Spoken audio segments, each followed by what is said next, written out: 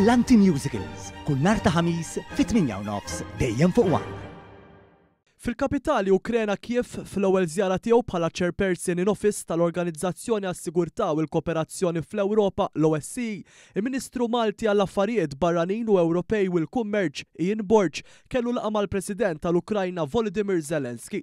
Il-President Zelensky rringrazzja lil Malta tal-għajnuna li qed tagħti lill-Ukrajna u saħaq li l-ħbiberija ta' bejn il-pajjiżi qed tissaħħaħ aktar minn qatt qabel bis-sapport attiv ta' Malta fil-Ukraine Peace Formula. Għar-rigward tal-ħidma tal-OSCE fl-Ukrajna, il-President Zelensky talab l-għajnuna tal-Ministru Borg bħala chairperson in office biex jiġu lokalizzati ċittadini detenuti fir-Russja b'mod partikolari tfal Ukreni.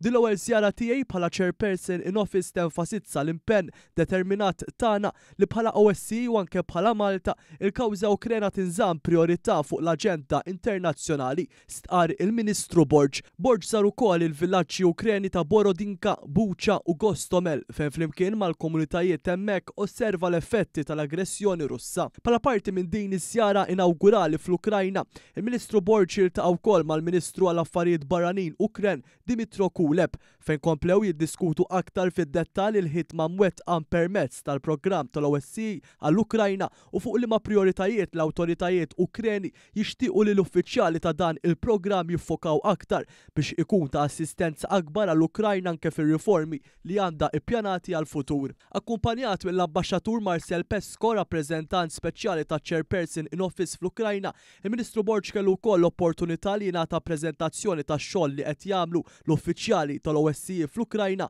u esprima l-apprezzament tiegħu għad-dedikazzjoni ta' dawn l-uffiċjali.